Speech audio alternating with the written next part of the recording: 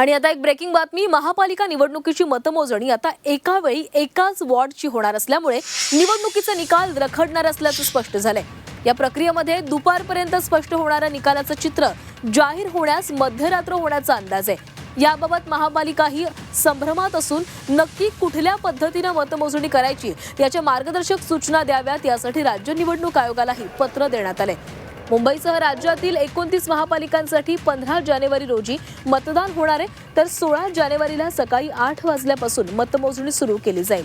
या निवडणुकीमध्ये मुंबईतील 227 प्रभागांसाठी 23 विभाग निवडणूक कार्यालय तैनात करण्यात आलेली आहेत। या 23 विभाग निवडणूक कार्यालयाअंतर्गत 8 ते 10 प्रभागांच्या मतमोजणीची जबाबदारी असेल।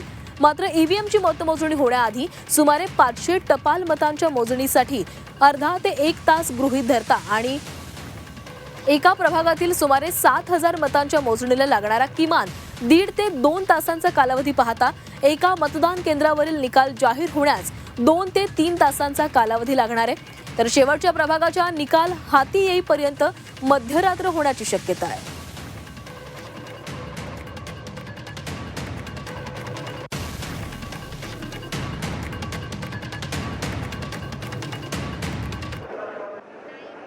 गोष्ट आहे, त्याच्यावरती आमचे या पक्षाचे किंवा अन्य पक्षाचे लोक निवडणूक आयोगाशी चर्चा करतायत। तसं होणार नाही, ही टेक्निकल गोष्ट आहे, त्याच्यावरती आमचे या पक्षाचे किंवा अन्य पक्षाचे लोक निवडणूक आयोगाशी चर्चा करतायत।